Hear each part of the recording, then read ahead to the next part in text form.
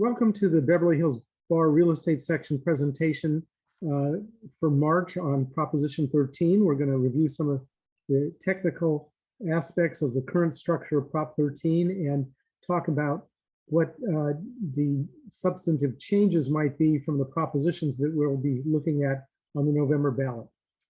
My name is Howard Gould. I'm a co-chair of the Real Estate Section for the Beverly Hills Bar. I want to wish everybody both a happy St. Patrick's Day and for those who are celebrating a happy Purim.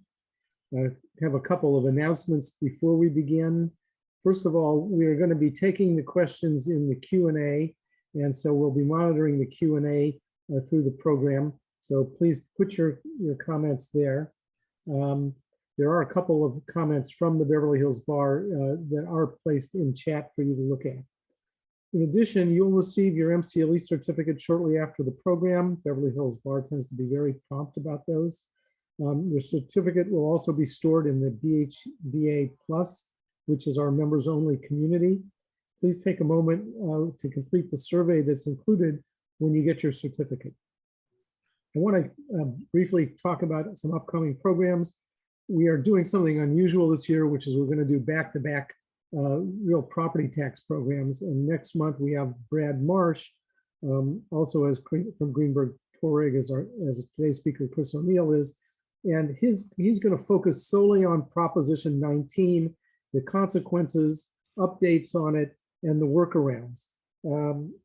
This proposition significantly impacted property tax planning for families with real estate holdings, and Prop 19 made some big changes in the taxation when property is inherited.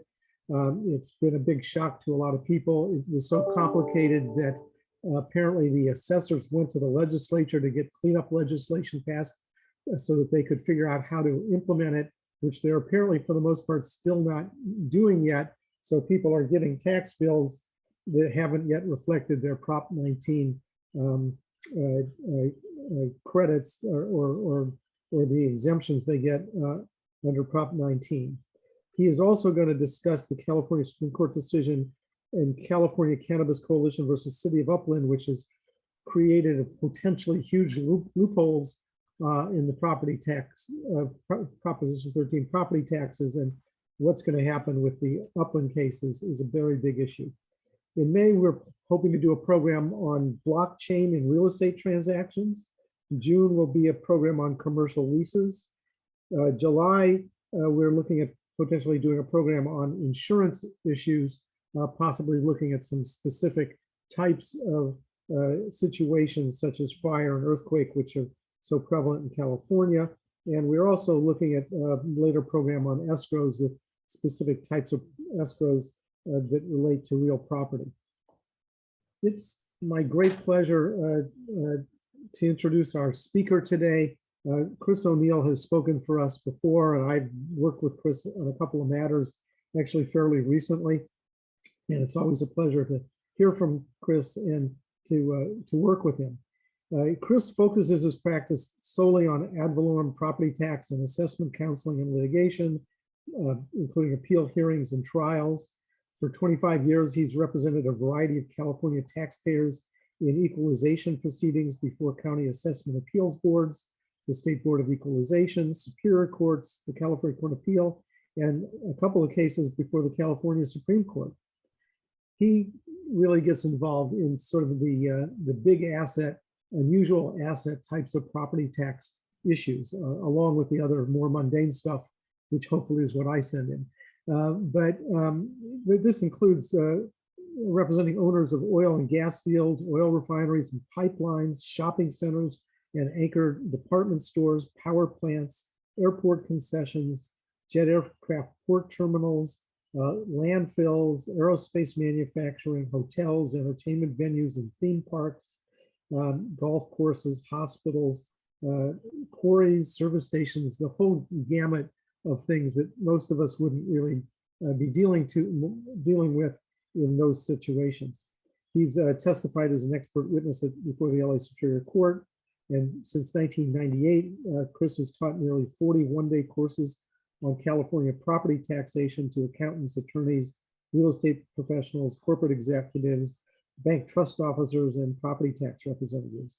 He's published a number of articles in a variety of real estate journals and for various associations, including California Taxpayers Association, the Journal of Property Tax Assessment and Administration.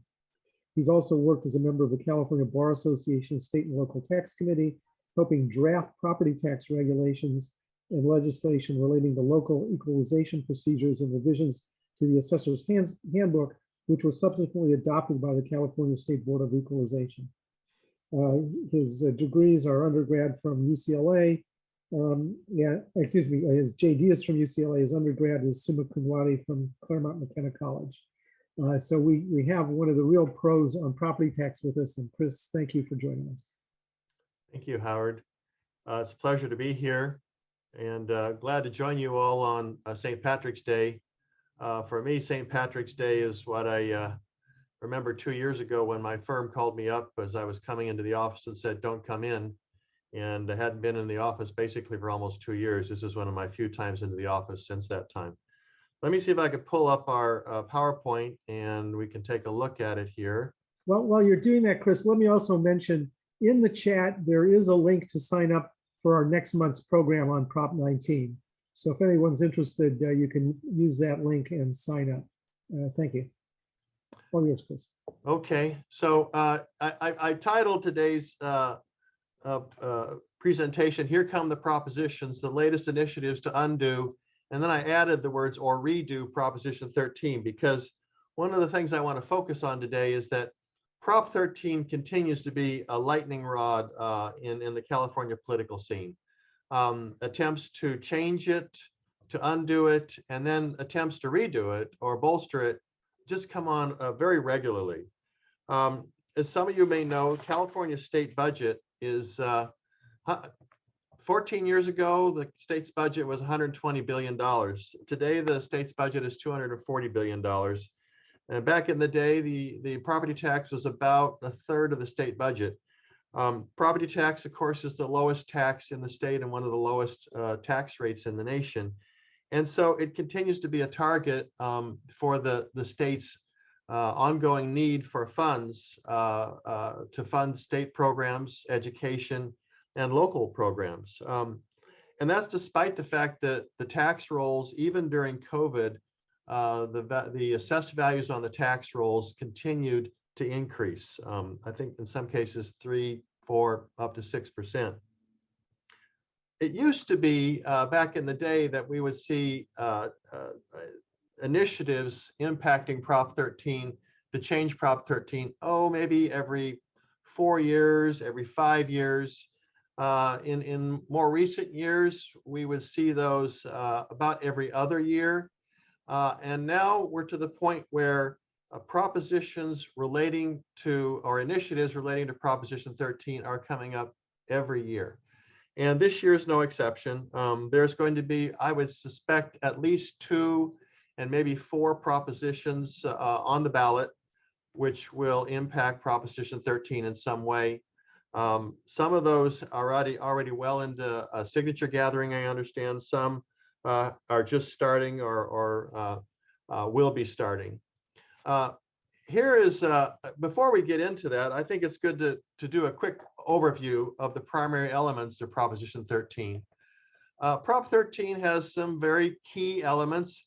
And as you look at these, I want you to think about, and I'm going to flag for you, those ways in which you could change one of the elements in order to change the way Prop 13 works. The first element is properties are valued based upon a change in ownership or completion of new construction. And that establishes what we call the base year value. Very important concept in California property tax, because people will try very hard to maintain a low base year value and avoid, if they can, through legal provisions, a change in ownership or being classified as new construction. And those are areas where there has been a lot of changes in Prop 13. What constitutes a change in ownership, or what would constitute new construction? And we'll talk about a few of those in a minute. The second element is that Prop 13 applies to all properties statewide, residential and commercial. You can see, and you may recall, last year there was an attempt to create a split roll where residential properties would be treated differently from commercial properties. So that's another way that Prop 13 can be altered or revised. Number 3, upon a change in ownership or new construction, the value is set at fair market value. And fair market value in California means an open market arm's length transaction. It's sometimes referred to as full value. But there are types of properties in California that are not assessed at fair market value. Open space lands, golf courses, timber properties are examples of that. So you can change that fair market value requirement and make it something different. Number 4, Proposition 13, and this is an important one. Everyone should know this. Proposition 13 says that assessed values increase at a maximum of 2% annually based on how the CPI is changing. Some years the CPI has been low. One year the CPI was negative, and the increase was actually a rate of decrease. Number 5, taxes can be are levied. This is the statewide levy at 1% of fair market value plus special assessments. Now, there's a lot in here. One is it says taxes, and there's been a great deal of litigation over the years as to what are taxes, and that's divided between general taxes and special taxes. In some cases now recently, it's they're not taxes, they're fees. Are fees included in the concept of taxes? Are government charges included in that? And we're going to talk about that in a minute. The other element here is 1%. The 1% rate is actually one of the things that an initiative this year is intending to change by creating a surcharge on the 1%. And then there's this concept of special assessments, which creates this distinction between a state tax and a local tax. And that also has been the source of a lot of litigation over the years and a number of the changes that have occurred to Prop 13 over the years. Finally, Prop 13 required a 2/3 vote of the legislature to increase taxes. And this too has created, more changes and litigation because that's the legislature for a state tax. But what about a city council for a local tax or a special assessment district for a local tax? And that has been modified quite a bit over the years too. And we'll see about that in just a minute. Previous attempts to undo Proposition 13. You can see these are the ones that have occurred over the years. Most of these had to do with changing the 2/3 or putting in place a 2/3 vote. And they went to addressing local taxes. Most of these failed. Proposition 36 is an example of that. Proposition 46, the second one, went to paying off debt for bonded indebtedness. And the question was, is collection tax to pay off debt, is that considered a tax? Should that be considered a tax? You'll see there were attempts on school bonds, first to create a 50% vote in 1993, and again in 1996, a 50% vote. Neither of those passed, but you may recall the same year, the year 2000, a proposition passed, and it's now a 55% vote, not a 2/3 vote, to approve school bonds. And then most recently in 2020, you can see we had the split roll attempt to create a split roll with commercial properties assessed at market value every year, and that did not pass. So here are some of the propositions. There's been 3 major propositions that have come out over the years to bolster Proposition 13. One is Prop 62. And Prop 62 was addressed, I think, at a couple of things. One is this distinction between special taxes and general taxes, and creating higher voting thresholds for both of those, because those would have to be approved by a legislative body and then by the voters. Problem with Prop 62 was it did not apply to charter cities. And so that led to, in 1996, Proposition 218, which extended the provisions in Prop 62 to general law and charter law cities. Important because there are a number of charter law cities with very large tax rolls in the state, and they were not having to comply with Prop 62. Notice that the last item here, also the last sentence here, Prop 218 gave voters the power to reduce or repeal a tax through a ballot referenda, which hadn't existed before. The most recent change to Prop 13, and again, bolstering Prop 13 because of a case that came out from the Supreme Court or a court of appeal, or because the localities were somehow chopping away or looking for a chink in the armor of Prop 13, was Proposition 26. Proposition 26 reiterated really a lot of what was in prior propositions 218 and 62. But there was even a distinction. If you go toward the bottom of this, you'll see that discusses Proposition 26 also provided that any change in a state statute that resulted in a taxpayer paying a higher tax had to be passed by 2/3 vote of the legislature. This has been sliced and diced and cut very thinly sometimes. And so it was, well, 2/3 was required for a new tax. But no one ever said, well, what about if it was an existing tax, but it was just going to be a higher tax? So Prop 26 dealt with that. And again, this year you'll see, as in a minute here, nevertheless, there's another proposition that will be on the ballot. I predict it will be on the ballot, or maybe two of them, that will attempt to bolster Prop 13 further because of cases that have come out over the past 5 to 8 years. And changes in the way some localities are assessing properties to further bolster Prop 13. So just real quickly, I mentioned that there are also propositions that have expanded Prop 13. These are listed here, and on the next page I'll show you. Most of these were put in place for a public policy purpose.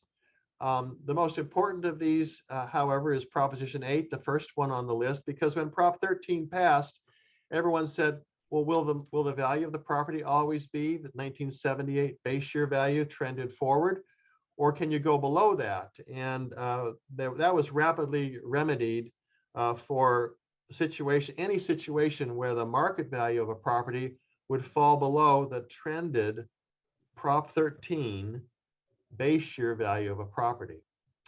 But there were many other propositions that passed for various reasons. Solar energy, obviously to promote more energy availability in the state. Dealing with eminent domain takings, where you could transfer your base year value from a property that was taken by Caltrans, for example, to a new property, a replacement property. Safety-oriented propositions, so that certain safety features such as earthquake retrofitting or fire safety, you would not be dissuaded from doing that because it would be taxed. So those are excluded. Natural disaster, basically transferring your property that's been destroyed in a natural disaster to a new property. The big one at the bottom there, parent-child transfers. That one, and then on the next page here, we'll see about halfway down the page, grandparent-grandchild transfers. The policy was to allow families to pass along their properties without having to pass a higher assessment on to the children or the grandchildren for both the family residence and family business properties if the family owned real estate and was part of the family's business. And you can see the other ones on here. There was transfers where you allow the base year value of a senior citizen to be transferred to another property without being reassessed. Environmental contamination, again, earthquake retrofits, and probably the most recent one in 2018, Proposition 72, because we don't have enough water in the state. They said if you construct a rainwater capture system so you can reuse water, we're not going to charge you, we're not going to assess that as new construction, because we want to promote people recapturing rainwater and reusing it in a water short state. So with that, let's take a look at the propositions. There are probably 4 substantive propositions that are going to be likely be on the ballot this year. The first of those is 210015, the Repeal the Death Tax Act, put out by Howard Jarvis. And this reverses a lot of the provisions in Proposition 19 that passed last year. I'm sorry, that passed in 2019. I mean, no, November 2020. So it's been 2 years. And some of you may remember a couple of big things Prop 19 did was it severely restricted the ability to pass the family residence on to the children. And there were requirements such as the children have to live in the residence. There were other requirements as well.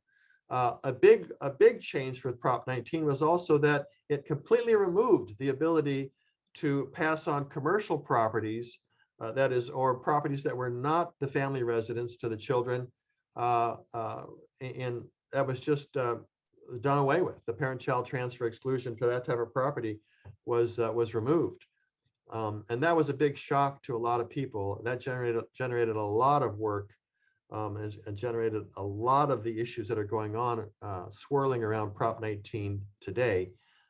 This would actually restore that, as we'll see in a minute. So it would restore parent-child transfers for the residents and for grandchild transfers for the residents. And it restores the exclusion for commercial properties, for parent-child transfers, for grandchild. The nice thing about this is it increases the base year value amount that you can transfer from 1 million, which is what it was under prior law before Prop 19, to $2.4 million. And that will be adjusted upward by CPI each year by up to 2%. If this is restored, this will be a great boon to family businesses, individuals who, I remember this is base year value. So individuals who have commercial properties, for example, a family that owns, say, 10 apartment houses, or a family that owns several commercial properties, and which have quite old base year values. It'll be a great boon to that. The third thing that this initiative does is it eliminates the provision, which was one of the selling provisions in Prop 19, the Wildfire Response Fund, which was going to be funded by removing all of these parent-child exclusions and all these grandchild exclusions, which would supposedly increase the tax revenues. And that money would then be used to fund the California, I put in parentheses, Wildfire Response Fund. That provision was sort of popularized Prop 19, but sort of overwhelmed the other elements that were taken away, particularly the parent-child exclusion for commercial properties. The next initiative on the ballot is 210023, the Housing Affordability and Tax Cut Act of 2022. This is a pretty complicated initiative. Again, like others historically, you wonder whether the electorate will fully understand all of the provisions that are in this very lengthy proposition or initiative. But let's go through some of the elements and you can see what's there.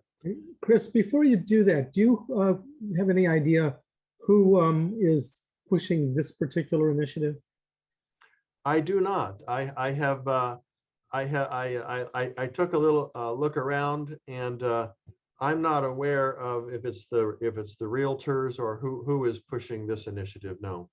Just to expand on what Chris just said, Prop 19 was, I think, almost entirely the work of the California Association of Realtors.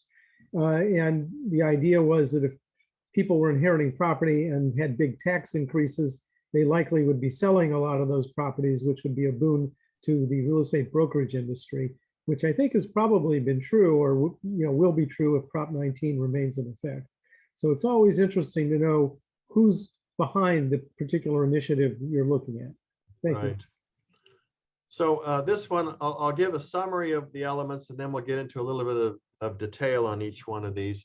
First, this initiative would increase the homeowner property tax exemption significantly, and also the renter tax credit on the income tax return of renters. Number two, remember I talked about change the rate. Well, this would place a minimum of 1.2% surcharge on property tax assessments, and that's 1.2% of market value, as we'll see. So that would make the rate 2.2%, which is a very significant rate. That takes us up, starting to look like many other states, Texas and other states. Number three, the surcharge would be earmarked to compensate localities for the loss in revenue due to losing the homeowner exemption or increasing the homeowner exemption amount, and also the renter's credit. And this may be partly what's behind it, Howard, to establish a program to promote low-income housing development. So let's take a look at each of these elements. First, the homeowner's exemption would be increased from the very minimal amount we have nowadays, $7,000 to $200,000 of assessed value. That's a very significant increase, and you can see you would do that. Why do you do that? Because you want the homeowners to vote in favor of this. And so they're going to say, oh my goodness, wow, I'm going to be able to shield a lot more of my home's value now. Why wouldn't I want that? For renters, it increases the credit to up to at least $2,000 for married filing jointly, head of household, $1,000 for individuals, and that's the minimum. It can be higher than that. And note also that unlike in the past, the $7,000 never increased over the years. It goes back to the 1970s.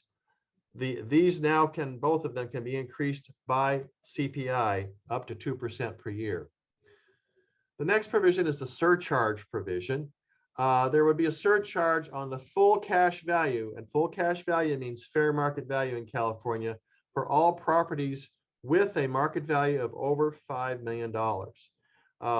It actually kicks in at $4 million. $1 over $4 million, you start to get that, but by the time you get up to $5 million, it's all the way up to the full 1.2%. This would apply to all commercial, residential, single family and multifamily, industrial, and mixed use properties. It also applies to vacant land, even partially vacant land, and unsubdivided parcels. What's excluded? Tax exempt properties, so properties owned by churches, for example, or government agencies, agricultural properties, utility properties, transportation properties, low-income housing, and open space properties. And note that the surcharge can go up from 1.2% to 1.4% if the amount of take under the the new law is insufficient to fund what we're going to talk about in a minute. The third part of the initiative is to promote development of low-income housing. And the idea is, the concern is that too many localities reject permitting low-income housing for subjective reasons. We just don't want that in our neighborhood, NIMBYs, not in my backyard, build absolutely nothing anywhere near anything, bananas. And so the idea is to permit low-income housing development when certain objective criteria are met, and there would be no discretionary review by the localities. They just has to meet a housing element, a density and zoning element, and a public participation element.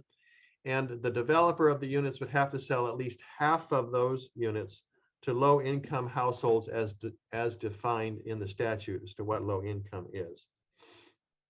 The localities cannot reject a low-income development if it meets the objective standards, unless they're saying, and here's these evidentiary standards are starting to appear now in initiatives, a preponderance of evidence shows that there would be an adverse impact, it's not possible to mitigate the adverse impact, and other procedural requirements are met. You can see right there, who's going to determine whether the objective standards have been met. The difficulties of policing this will be significant. So here's the concerns with this. Chris, may I go back just for a second on that? Sure. Where it says 1/2 of developed units must be sold to low-income households. Are there different pricing for those households, or is it the same pricing as for the other half of the units? I believe it would be the same pricing. And so, but the definition is the income level of the household. And then that only applies to the initial sale, so those people can then resell it to anyone they want. Exactly. Exactly. Another one of the problems in an initiative that's got too many words and just creates more issues. And here's some of those issues here. And Howard, you just flagged another one. The $5 million threshold in this initiative is based on market value. The market values on the tax, but the values on the tax rolls are trended values, right? Everybody has a trended base year value, not market value, unless you just bought your property. So who's going to determine market values? California assessors are not set up. They're not staffed. They don't have enough people to determine the market value of every property in the state every year. And they will tell you that. If you talk to Larry Stone, the assessor of Santa Clara County, he will tell you that. If you talk to Ernie Dronenberg, the assessor of San Diego County, or Mr. Prang, the assessor of LA County, he'll tell you the same thing. We need 5 times the staff that we have to do that. So who's going to determine the market values of everything? So then we can determine what the 1.2% is to be charged against. There's a number 4 here. There's a specific provision in the statute that says you cannot pass the surcharge on to your tenants. Who's going to police that? Who's going to know? You know, don't ask, don't tell, kind of thing. Or will there be a whole industry of people running around reporting other people? Number 5, the threshold of $5 million promotes taking large properties and subdividing them as fast as you can into parcels where the market value falls below $5 million. So much for holding large parcels. People won't hold large parcels. They'll subdivide them in order to get below the $5 million threshold for purposes of getting of the surcharge being imposed. And then I mentioned this before, number 6, this whole subjectivity issue with localities approving, and I should say subjectivity or objectivity element with localities approving or disapproving low-income housing developments. Someone's going to have to enforce that, and it's going to have to be, I guess, some watchdog, some public interest watchdog groups, or maybe advocates of low-income housing will do so.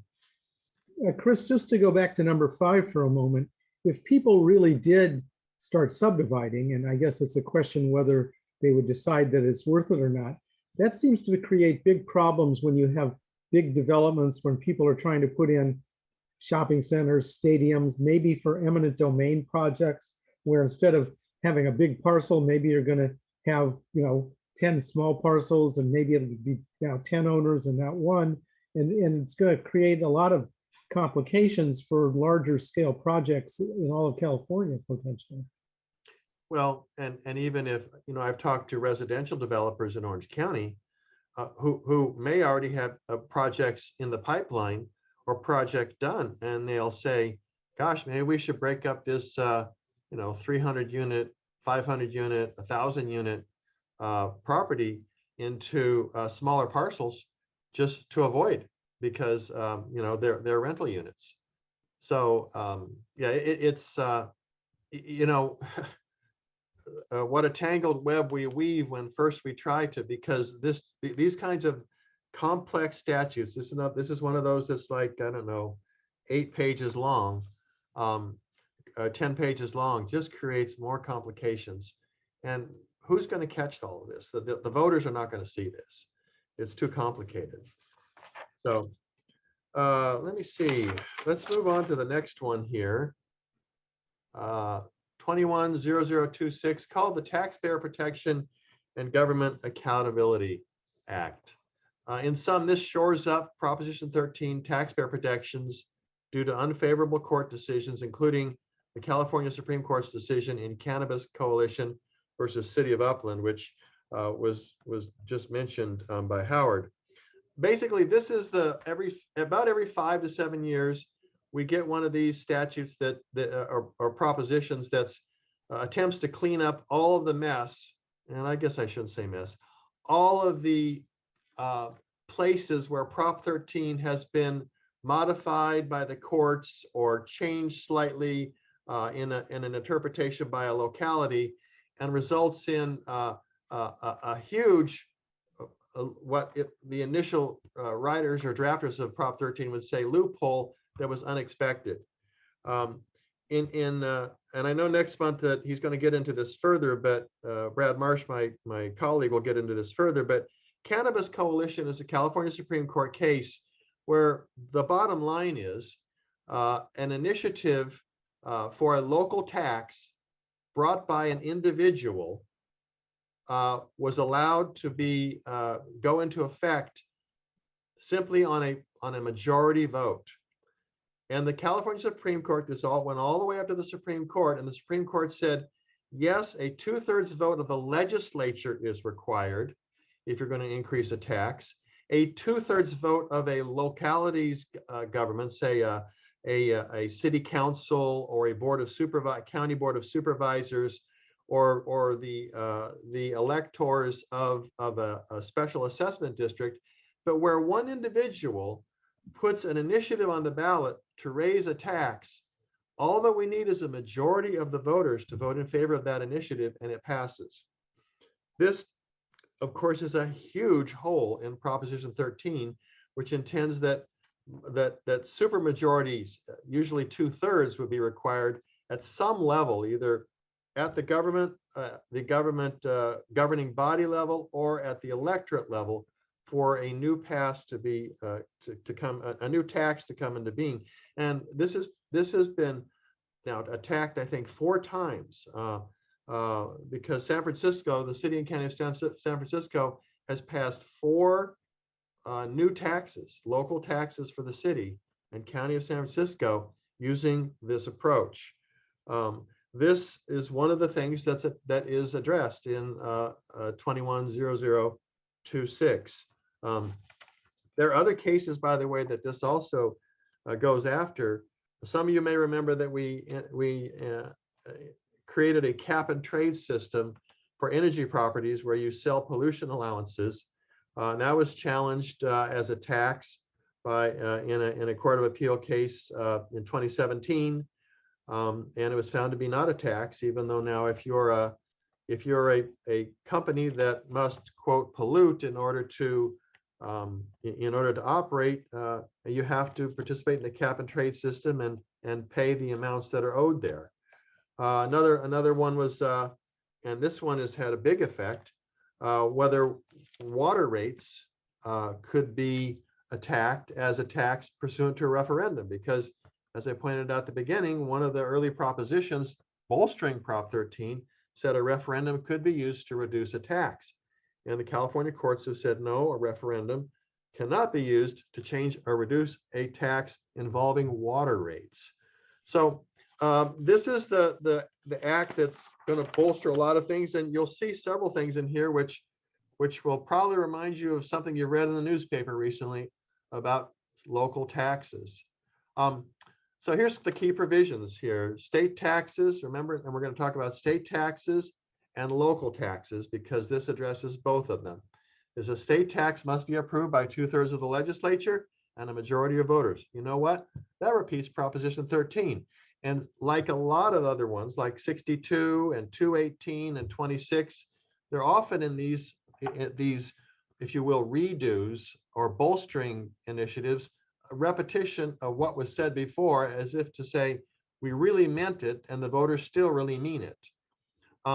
What's important, I think, in this one, it says no new property taxes, no new real estate transfer taxes. And question I have is, does that mean no increasing of rates? Because we now know that in some jurisdictions, particularly Northern California cities and counties, documented transfer tax rates are through the roof. They're huge numbers, huge percentages and huge numbers. The initiative says that all state tax laws must specify how long the tax will be imposed for, how the revenue generated will be spent, and it must include an impartial statement as to those items. The next thing that this gets to, and I think this is the main thrust of this initiative, is charges or fees for government services, which have to be approved by 2/3 of the legislature. And notice, have to be based on actual cost under item B, actual cost. This is a big thing. Note that the state has the burden of justifying what's called an exempt charge or the fees, that it's not a tax, that it is a fee, what the actual cost of the service is, and showing that the cost is reasonable. And here again, I mentioned the burden standards, evidentiary burden standards. Item D, the burden is now on the state here to show by clear and convincing evidence. That's a higher proof standard, a higher evidentiary proof standard, that the above in item C are true. A couple other things that are addressed here. E, some of you may have seen or heard that governments are assessing for charges or fees by creating a nonprofit entity or partnering with a nonprofit entity, which in essence charges the fee. And then the courts have said, well, that's a nonprofit that's charging this fee. That can't really be a tax. That can't be controlled by the statute. Well, this says, no, no, no. A non-government entity, if there's a non-government entity that's charging or levying the fee, that doesn't prevent it from being under the law and controlled by the law. And finally, there's been some court cases that say, hey, if you receive a benefit here, how come that one, then it can't be a fee or a charge. The fact that you pay for the benefit doesn't prevent anyone in any jurisdiction from saying it's not a fee for a government service. Now, these provisions for the state they're almost paralleled for local taxes. A and B, 50% approval of the electorate, 2/3 approval for a special tax, general tax 50%, special tax 2/3. That's repeating Prop 62. So once again, we said it before and we really mean it. The number C here is a bit of an addition because we're now saying the government body must approve a 2/3 vote before going to the electorate for both a general tax and a special tax.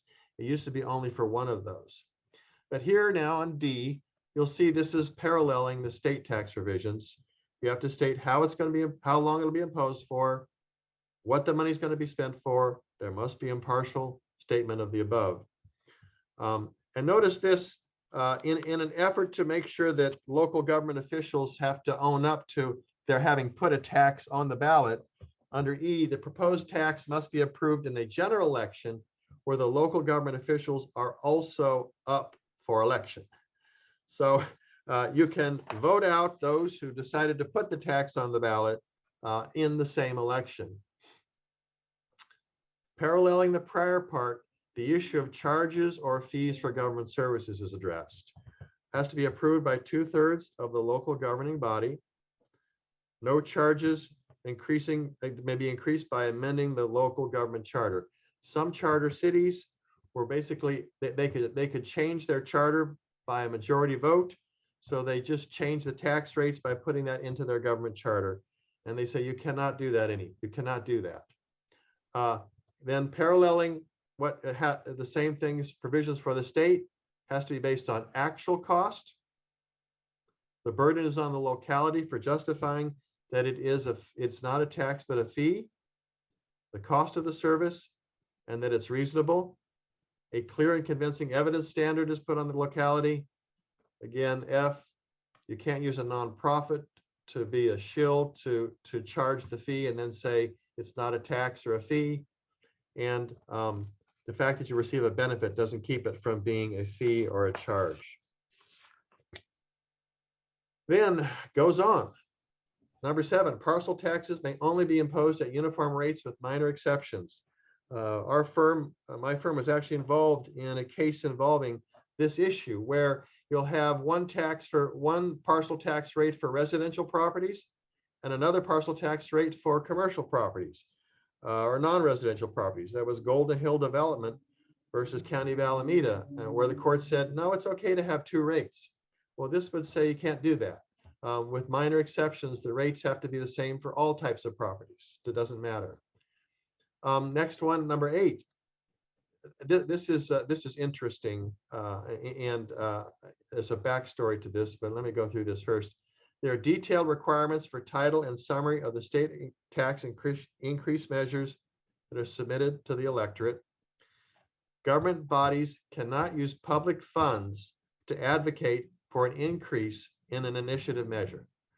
And the public officials who approve the use of public funds to do so can be personally liable for the amounts expended. Now, some of you may recall, the Los Angeles County Board of Supervisors put a parcel tax on the ballot, and then they used public funds to issue advertisements, if you will, promoting passage of that parcel tax that was on the ballot.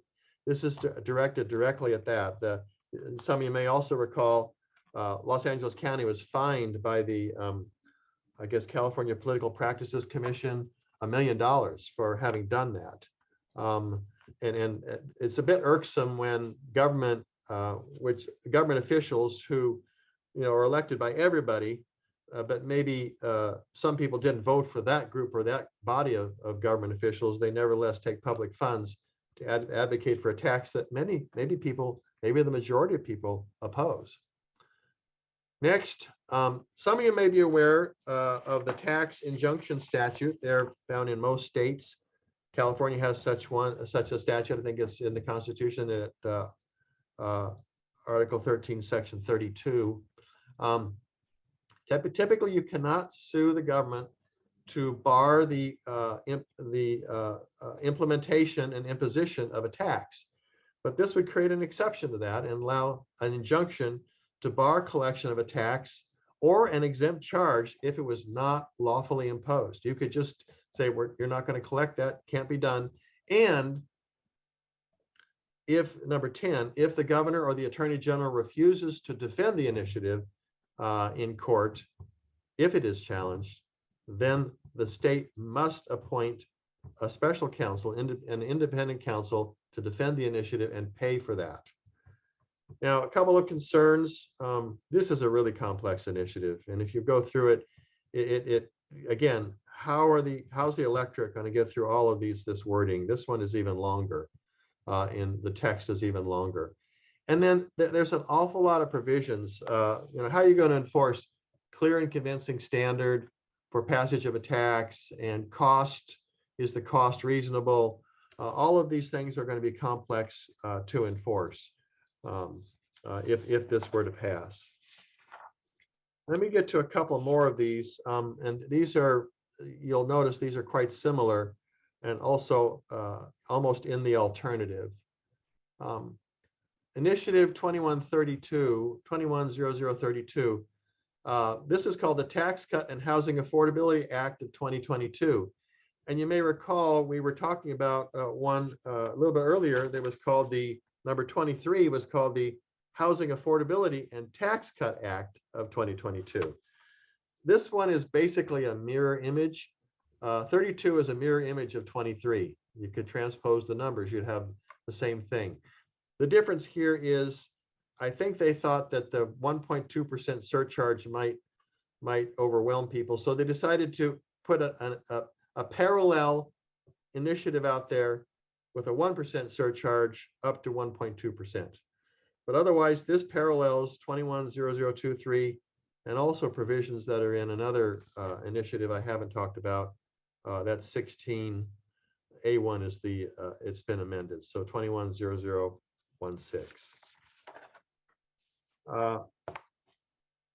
Number 40.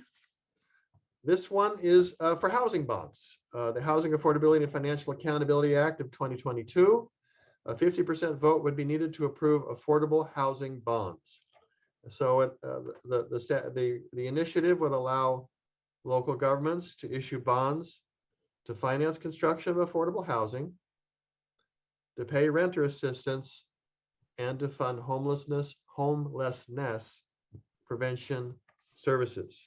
And you may recall we talked about bonds that were issued for schools to construct school facilities, operation of schools. This is in a similar vein as that. You may remember that we looked at before that they tried to get a 50% voter threshold for school bonds. That never worked. Eventually 55% passed, and that's what the law is in California now for school bonds. Other provisions of this initiative requires the locality that issues the bonds to keep a list of housing projects that are being constructed using bond funds, requires independent annual audits to ensure the funds are being properly spent. It allows the local government to levy a property tax to pay for the bonded indebtedness, and the property tax to be approved by a simple majority of the electorate, so 50%, or the electorate itself may put an initiative on the ballot and by majority vote adopt or permit the issuance of bonds by the locality to build affordable housing. A couple other items are on the ballot. One other item's on the ballot. I think this is, you sometimes see when initiatives are placed on the ballot that they'll decide to put something that's very similar, or they found a mistake, and so they've amended it. And number 42, 210042 is basically a redo of 210026. I went through it. I couldn't see what the difference was. That maybe there's a few minor wording changes that I couldn't catch, but basically does the same thing as number 26, shoring up Proposition 13's taxpayer protections due to unfavorable court decisions. Here at the end, as we're kind of winding down, I have, if you're interested, I have put up where these can be found. I'll leave that up for a second. If you want to go out and look at that. Most of these are available. I think they're through the Office of Administrative Law, or a website, or a link to the website of the California Attorney General's office, where these can be found. Some of them are quite easy to locate. A few of these are difficult to find. It took a little searching to see where they are in the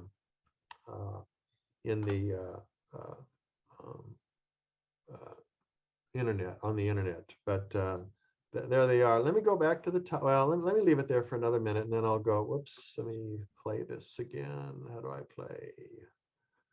Let's see. Well, I'm just going to leave it there, I guess, because I can't get out of this. Oh, wait, here we go. There we go. Yeah, I'm not in reading mode. Let me go to the bottom, because I do think people might want to see the last one. There we go. If you're interested. Again, I think it's interesting. You step back and you look at this, and you talk about, okay, well, what are the many different ways in which you could modify Prop 13? And this year, as in the past, there's a couple of them. One is they're going to try to change the tax rate.